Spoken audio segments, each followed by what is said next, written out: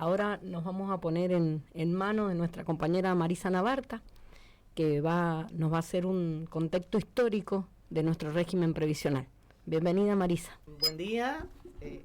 Siempre digo que es una alegría muy grande participar de estas actividades que organiza nuestro SUTE. Y también es un honor, también es siempre un honor, sobre todo me alegra mucho estar hoy en esta actividad en concreto, porque es una formación de delegados, y siempre he creído que nuestro sindicato nunca descuida esto.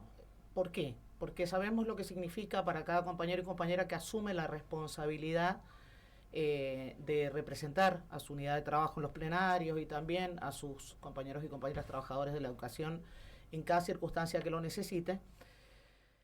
Y asume también la responsabilidad de formar a los y las trabajadoras de la educación. Para eso es fundamental que nosotros podamos darles las herramientas necesarias, podamos contribuir y hay temas que son complejos, que son muy sensibles y creo que el sistema previsional, la realidad de nuestros jubilados y la de ustedes, que son trabajadoras y trabajadores que están aportando y que aportan a lo largo de una vida al sistema, que como bien decía Carlos recién, no se sustenta con nuestros aportes, pero no podría existir sin ellos, se encuentran a la hora de reflexionar o de charlar esto con los compañeros y compañeras en la escuela con la dificultad de que es algo que parece tan lejano. Yo entiendo que la gente joven que está hoy dando clase en las escuelas, algunos están cerca de la jubilación, pero muchos no, seguramente muchos de ustedes y muchas de ustedes tampoco. Y hay como una percepción de lejanía de lo que implica la jubilación, pero bien lo decía Carlos también recién, el sistema solidario hace que no podamos, o sea, que tengamos realmente que encontrar la manera de luchar contra esa percepción de lejanía, porque todos somos parte del sistema previsional. Todos estamos inmersos en el sistema previsional, aunque estemos lejos de jubilarnos, porque es un sistema solidario, porque funciona justamente así como quienes estamos jubilados, jubiladas, muchas veces ronda en nuestra cabeza esta preocupación de decir, uy, no, quieren declarar a la educación un servicio, una barbaridad, esencial, no esencial, una barbaridad, porque apuntan a la privatización del sistema educativo y declararlo servicio podría llevar a la tercerización, o, uy, ¿qué está pasando con la paritaria de nuestros compañeros? Tiene que ver con que uno cuando se jubila no deja de ser parte del sistema, sobre todo en el ámbito de los y las trabajadoras de la educación, docentes y no docentes. De la misma manera, entiendo yo, los compañeros y compañeras activas deberían tener la misma mirada acerca del mundo previsional, digamos, de la forma en que se van a jubilar y de qué pasa con los trabajadores y trabajadoras de la educación que ya están jubilados, porque somos todos parte del mismo sistema. Yo quisiera recordar con ustedes, brevemente, no quiero agobiarlos con fechas y demás, pero recordar un poco los avatares del sistema, ¿no? Porque nos encontramos, recién lo decía el compañero, ante la clara determinación de avanzar hacia una privatización, una reprivatización del sistema previsional. De hecho, yo no sé si ustedes lo recuerdan, pero en el Pacto de Mayo, que se terminó firmando en julio, ¿se acuerdan? Por parte de algunos gobernadores, en ese acto un poco extraño que se dio para el 9 de julio, el punto original sobre jubilaciones en el Pacto de Mayo era el propender a un sistema mixto con el sector privado. Lo sacaron, porque nadie quiere ponerle el gancho a eso, digamos, por lo menos no todos los gobernadores. Calculo que algunos están de acuerdo con eso, depende del sector que vengan y los intereses que representen. Pero eso estaba en el Pacto de Mayo, es decir, esto ya lo hemos vivido, compañeros y compañeras. esto lo hemos pasado y no necesitan pasarlo ustedes de nuevo.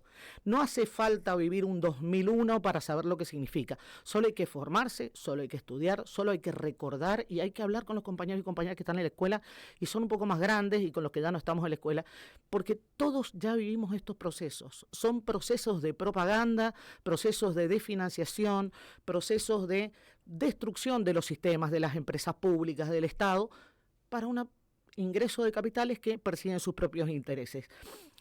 Yo me voy a remitir al año 94, como siempre digo, habrá quienes lo recuerden, y si no, a ponerse a estudiar, porque hay algunos muy jóvenes que realmente en el año 94 eran niños y niñas. Pero en julio de ese año, Carlos Menem homologó la ley, la 22.241, que es la ley de sistema integrado de jubilaciones y pensiones. La ley, porque convengamos que también vamos a ver y hacer un pequeño repaso del deterioro institucional que venimos sufriendo, ¿sí? Como ya ni hacen falta leyes, digamos, con decretos parece que se pueden abolir leyes en nuestro país, digamos, el Estado de Derecho mismo se va diluyendo. En ese caso, Carlos Menem, recordarán ustedes, con amplias mayorías parlamentarias, sanciona, le votan esta ley, y esta ley implica la entrada de las AFJP. ¿Qué significó eso? Significó concretamente un negociado mayúsculo en la historia. Yo creo que hay cierto recuerdo, o por lo menos cierta percepción, que es lo que todavía genera como un cierto escudo de rechazo al retorno al sector privado. Pero si nosotros pensamos lo que significó, y si ustedes hacen memoria y lo recuerdan, fue un paso compulsivo del Estado al privado, no porque te obligaran, no vamos a entrar tampoco en eso, sino simplemente porque la ley estuvo pensada para que en un mundo en el que las comunicaciones no eran las actuales, piensen que nosotros teníamos 3 canales de televisión, la radio y bueno, y no había internet, no había este mundo de noticias y de hiperinformación que tenemos hoy, y había un ejército pagado de nuestro bolsillo de promotores que caían a cada una de las unidades de trabajo de los argentinos y las argentinas a promover el traspaso. ¿Cómo se pensó? Obviamente cuando uno está en un sistema, en un ámbito, piensa que tiene que irse de ahí y que tiene que manifestar que quiere salir. Pues fue al revés. Si vos no manifestabas que te querías quedar, te sacaban y te pasaban al sistema de capitalización. Con eso ya mucha gente realmente que dice yo pasé al sistema de capitalización sin saberlo, no está mintiendo, está diciendo la verdad, pasó sin saberlo. Y además estaba pensado para no poder volver. Siempre te podías pasar del Estado al sistema de capitalización, pero nunca podías retornar porque la ley no te lo permitía. Eso generó como una especie de encierro, de cepo, como le queramos llamar, en el sistema privado. Las AFJP se apropiaron de 10 millones de dólares en comisiones, 10.000 millones de dólares, perdón, en comisiones y 35.000 millones que se repartieron en utilidades. Mientras se iba sistemáticamente vaciando el sistema de reparto, que sufrió enormes pérdidas, ¿estamos bien? Enormes pérdidas porque quedó con muy escasos aportantes, ¿sí? Fue un despojo. Estamos hablando de miles de millones de dólares. Fue un despojo que salió del bolsillo de los y las trabajadoras. Finalmente, cuando este sistema explota, digamos, cuando comienza el proceso, cuando empieza a percibirse, porque, por ejemplo, recién hablaba Carlos de los regímenes especiales, los regímenes diferenciales. Los regímenes especiales tienen la característica de que, cierto, hacen un mayor aporte. Nadie dijo, bueno, señores, nosotros no vamos a pagar regímenes especiales, no hace falta que sigan haciendo este aporte, todos se van a jubilar. Se siguieron pagando ese extra, los regímenes especiales lo siguieron pagando. Pero nadie se jubiló más por un régimen especial. Se desfinanció completamente el sistema estatal y se desfinanciaron las cajas provinciales. Hablaba también nuestro compañero desde Santa Fe para comentarnos la situación de las provincias que las conservaron. Pues Mendoza no la conservó, ¿sí? Mendoza no la conservó. También ahí recordemos lo que significó eso en el año 96. Compañeros que todavía recuerdan la escasa movilización de muchos valientes que salieron a la defensa de la caja de jubilación claramente muchos menos de los que deberíamos haber sido, simplemente porque esta brutal propaganda y este proceso de destrucción del sistema previsional y esta sensación de ¿y para qué? Si igual tiene mayoría nos va a pasar por arriba, que generó que la movilización fuera muy escasa. Se pierde la caja de jubilación de la provincia y ahí comienza ese peregrinar que yo les digo que nadie tiene que volver a pasar. No hace falta pasarlo para aprenderlo, compañeros y compañeras. Y tampoco hace falta perder lo que se tiene para decir, después voy a ver cómo lo recupero. Porque entonces te dedicas a correr de atrás. Paréntesis, digo esto, porque a quien hoy le faltan 20 años para jubilarse pensarán, bueno, mira, si hoy esto, así como cayeron las AFJP, las volveremos a voltear. No es fácil, compañeros. Y ya vamos a ver que se alinearon los planetas para lograr eso, y no siempre pasa en la historia.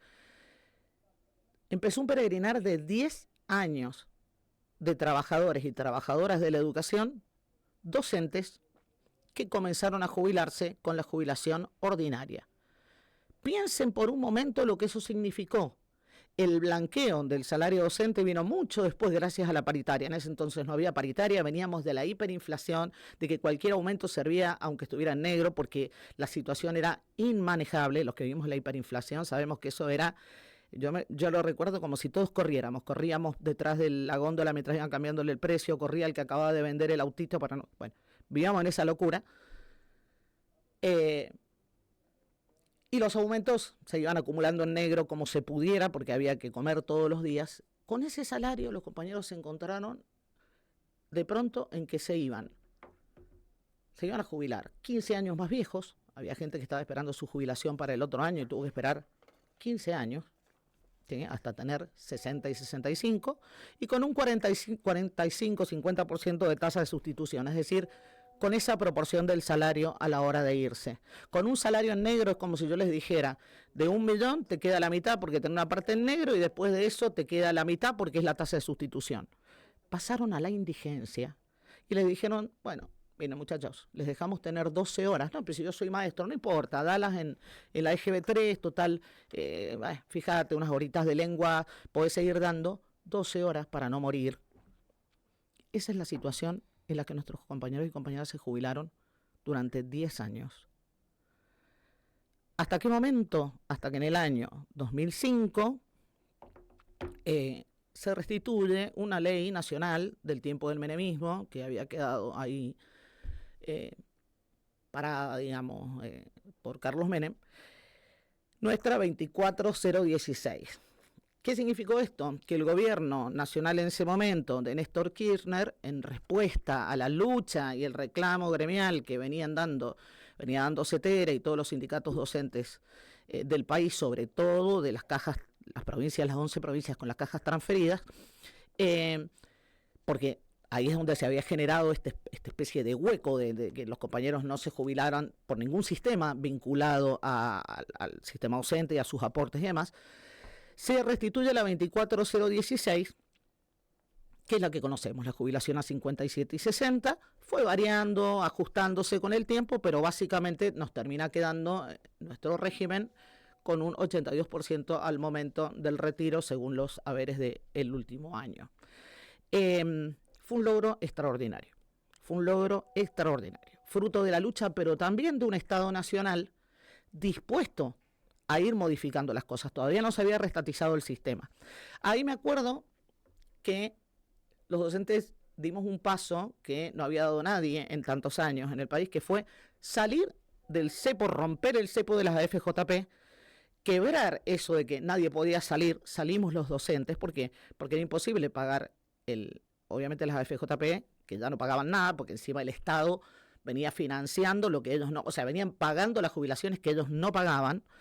Piensen, vuelvo un poquito atrás, discúlpenme la digresión, pero que el sistema de FJP, su corrupción, su foco de pérdida de ingresos del Estado, fue gran parte culpable de la crisis del 2001, porque el Estado Nacional, la crisis del 2001 fue una crisis de deuda, como fue la crisis que nos dejó la dictadura militar con el mega endeudamiento, la hiperinflación fue una crisis de deuda. La crisis de deuda del 2001 tuvo mucho que ver con el sistema de FJP, porque esos bancos, esas financieras, esos grandes grupos son los mismos que le prestaron plata al Estado a tasas increíbles para resolver el pozo negro de deuda que ellos mismos le estaban dejando al desfinanciar el sistema. En el 2005, el 2006, digamos, el Estado Nacional decide que los docentes abandonen las AFJP y vuelvan al sistema de reparto para poder jubilarse con un régimen especial, que las AFJP, que ya estaban quebradas, obviamente no pagaban ni lo que tenían que pagar. Y en el 2008, ya en el gobierno de la presidenta Cristina Fernández de Kirchner, se envía al Congreso la ley para terminar con el sistema de reparto, el sistema de AFJP, salir ya, volver a tener las jubilaciones con un sistema de reparto, y esa fue la ley 26425, que finalmente termina con el negociado de las AFJP. Fíjense ustedes cuánto tiempo llevó. Y en el mismo año se sanciona la ley de movilidad jubilatoria para el sistema previsional general. No para nosotros. Nosotros sabíamos en ese momento que nos íbamos con el 82%, pero no sabíamos con qué movilidad. Me acuerdo que todos discutíamos, sí, va a ser el 82% móvil. No, nos decían algunos, no es lo mismo porque no es la caja provincial. Efectivamente, no era lo mismo.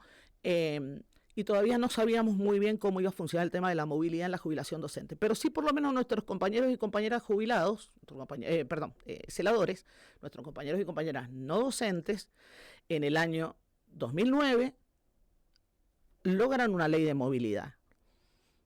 Esa movilidad trimestral, que resultó muy virtuosa y que, como vamos a ver más adelante, fue modificada en el gobierno del presidente Macri. Ya teniendo nosotros nuestro régimen especial funcionando, un régimen especial nacional, que no era lo mismo que la caja de jubilaciones de la provincia, pero que era un montón frente a lo que habíamos vivido en los años previos, ¿cómo conseguimos nuestra fórmula de movilidad? Que hoy es uno de los grandes temas, en mi opinión. Todas las fórmulas de movilidad, la de nuestros compañeros celadores, que está destrozada, ya vamos a ver cómo y por qué, y la nuestra, que sigue incólume desde entonces. La conseguimos a través de la paritaria, compañeros y compañeras. No fue una ley del Congreso, obviamente tuvo que ser, pues, recuerden que la paritaria se ratifica y tiene fuerza de ley, pero se consiguió en julio del 2009, en una paritaria nacional en que CETERA logra que tuviéramos la movilidad especial docente sobre nuestro haber jubilatorio, tomando como norte, digamos, en el cálculo, la remuneración imponible promedio docente, que es el RIPDOC, ¿sí? Que es ese promedio, dicho muy a grosso modo, de los avances de nuestros compañeros y compañeras activos en el salario, para hacer el cálculo de ese 82% de la jubilación. Es decir, fíjense qué interesante. Y cómo lo vamos a comparar después con lo que hoy está pasando con la jubilación ordinaria. Nuestro sistema de movilidad no está atado a la inflación. Y yo entiendo que algunos compañeros pueden decir, no, bueno, pero la inflación subió mucho y de pronto en algún momento... Pero ustedes habrán visto, bueno, no lo han visto ustedes porque son activos, yo les hablo como si estuvieran jubilados. Los jubilados y jubiladas podemos dar fe de que la fórmula es virtuosa. De hecho, yo estaba activa en el año 2000, en el año 2020, en el 2020, y recuerdo el año del aumento cero y el 2021, año en el que me jubilé, el peor de la historia de mi salario, con el bonito en negro. En el 2020 nosotros tuvimos aumento cero, pero los compañeros y compañeras que estaban jubilados tuvieron su aumento por la fórmula de movilidad y estuvo muy lejos de ser cero. No fue muy bueno porque respondía a un año con una enorme recesión, como fue el año de pandemia, pero fue un aumento de alrededor del 40%, mientras nosotros tuvimos cero. Es decir, nuestra fórmula de movilidad siempre funcionó y es más solidaria que ninguna, porque nosotros tenemos que acompañar en la lucha a los compañeros activos para que su salario mejore y ellos nos acompañan a nosotros en esa lucha porque nuestra jubilación depende del RIPDOC. ¿Cómo vinieron los avatares después y si bien no nos ha tocado, nada de esto nos ha tocado, ustedes saben que estamos ahora a la espera, con un poco de esta sensación de por qué no lo anuncian, de cuál va a ser el aumento de jubilados y jubiladas docentes para el mes de septiembre. El del trimestre anterior, en junio, fue del 40%. Como les digo, es una fórmula virtuosa. ¿Qué está pasando paralelamente con nuestros compañeros y compañeras celadores? ¿Qué está pasando con la jubilación ordinaria? Pues que la destruyeron, compañeros y compañeras. Destruyeron una fórmula de movilidad que también era virtuosa, que solo había posiblemente que ponerle una cláusula gatillo para decir, bueno, en caso de que la inflación se desborde, aporta el sistema algo más para que los jubilados no se atrasen. Que en el año pasado fueron los bonos. La inflación desbordó la fórmula y se dieron los bonos. ¿Sirve eso? ¿Está bien? El bono está en negro, no sirve. Bien, todo eso es discutible. Pero la realidad es que se buscó una especie de gatillo con ese bono para la jubilación ordinaria para que la inflación no la dejara muy atrasada en relación con la fórmula. ¿Qué hizo este gobierno? Perdón, vamos a ir primero a qué hizo el gobierno de Macri. Hizo una modificación en la fórmula donde puso por encima la inflación del impacto del RIPTE, que es el aumento de los salarios de los activos. Macri, ¿se acuerdan la famosa de los, no sé si 400 toneladas de piedra del Congreso? Bueno, aquella tarde de las piedras, lo logró por ley, a pesar de la lucha, de la movilización, de las protestas, de la indignación. Lo logró por ley, se comió un trimestre que fue en gran medida provincia de Buenos Aires en ese momento, que tenía algunas dificultades, y cambió la fórmula de movilidad. Fernández también después la modifica y la vuelve un poco más similar a la que tenían originalmente las jubilaciones comunes. ¿Y ahora? ¿Qué pasó ahora? Sin necesidad de ley, sin nada. Por un decreto, el presidente Milei saca la fórmula de movilidad y deja solo un ajuste por IPC, es decir, por inflación, comiéndose el mes de 25% de inflación, que fue producto de la tremenda devaluación que se hizo después del 10 de diciembre, y el mes siguiente, con todo lo que eso significó, es decir, una licuación de las jubilaciones, que después comienzan a ajustarse por el índice de inflación nada más. Recién hablaba Carlos de la ley que se aprobó y que se va a vetar. ¿Qué plantea esa ley? Volver a la fórmula de movilidad que tuvo la jubilación común. Siempre hablamos de la común, la nuestra está a salvo, por ahora. No, esa ley que se votó y que aparentemente ya seguro se va a vetar, frente a la cual se puede insistir porque se votó por 2/3 y demás, lo único que propone es, una vez al año, revisemos el aumento de los salarios de los trabajadores activos para hacer un ajuste a los jubilados y que no cobren solamente por inflación, porque si este gobierno logra, por el aumento progresivo de la recesión, que la inflación sea aún más baja, que no es baja, pero llegar a los márgenes que ellos quieran, un 2% y demás, los jubilados quedarían congelados. Los jubilados de la jubilación ordinaria, nuestros compañeros y compañeras celadores, compañeros y compañeras trabajadores de educación no docentes, quedarían congelados junto con el resto del universo de trabajadores de la Argentina. Es decir, no podrían recomponer la jubilación que ya fue licuada ferozmente. ¿Por qué hago esta referencia? Porque, como digo, en comparación con nuestra fórmula, nosotros tenemos, con la fórmula docente, la nuestra sí está atada al RIPDOC y al salario docente. Y ahí vemos la diferencia. Los sectores activos pugnan claramente por el salario, y si no hacemos que de alguna manera los pasivos queden atados a esa lucha, se congelan. Esto también lo vimos, esto también lo vivimos, con jubilaciones congeladas durante años, ¿sí? Durante años. Es más, viene un decreto y te recortan el 13%, porque también lo vimos. Entonces, más allá de nuestra historia, que creo que hay que conocerla, creo que hay que saberla, porque no es necesario volver a vivirla, digamos, no. Estamos como atravesando épocas en que parece que lo que las generaciones nuevas no viven en carne propia no hubiera pasado. Y sí ha pasado. Y nuestra historia es bastante cíclica en algunos aspectos, como decían los griegos, es cíclica, pero avanza, digamos, se va modificando. A veces lo que estamos viviendo como nuevo es una versión degradada de lo que alguna vez vivimos con las políticas neoliberales. Nuestra historia nos tiene que servir para saber, para avanzar, para luchar, para no retroceder, compañeros y compañeras. Todo lo que se logra después de un retroceso, aunque parezca que volvemos al mismo punto, no es así. Mucho menos en cuestiones tan delicadas como el sistema previsional. Fíjense ustedes lo que yo le decía, el largo proceso de lucha, después de 10 años de verdadera destrucción del sistema, más un Estado nacional con un proyecto que abrió la puerta, que decidió dar esas respuestas, todo eso se alineó para que consiguiéramos salir de lo que fue la estafa del sistema de FJP. No es fácil que esas condiciones se alcancen. Entonces, si nosotros aprendemos de la historia, no vamos a necesitar estar disputando por eso dentro de 10 años de nuevo. No van a estar ustedes al punto de jubilarse en 10 años pensando que cómo llegué acá. Luchémoslo desde hoy.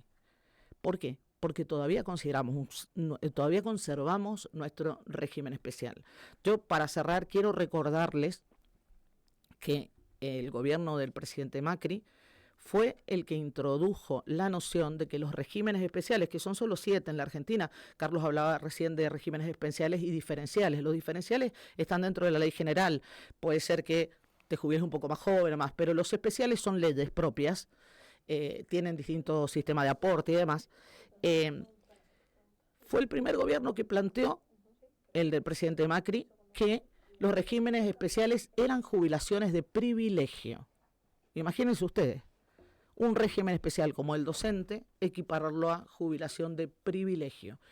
Ese nombre aplicado a nuestros regímenes especiales, que son jubilaciones de trabajadores y trabajadoras, apunta a lo que se quiere hacer. Se quieren eliminar. Entonces, conozcamos nuestra historia, unámonos en el presente, pensemos que este sistema solidario es un círculo y que, así como nosotros hoy, jubilados y jubiladas, tenemos nuestro aumento salarial, que es un aumento salarial digno dentro de que lamentablemente a veces nuestras jubilaciones también se van degradando, pero se mantienen en un rango de dignidad gracias a la lucha constante de ustedes, sobre todo de ustedes, compañeros y compañeras delegados que van impulsando esto en cada escuela, por nuestro salario. Así también les pedimos que luchen por ustedes mismos, por conservar el sistema de reparto en general, porque como decía Carlos, sin él nada va a ser posible en el futuro, y por nuestro régimen especial de jubilación docente y por nuestra movilidad jubilatoria docente. Bueno, les mando un abrazo enorme y un placer estar acá y compartir con ustedes esta jornada.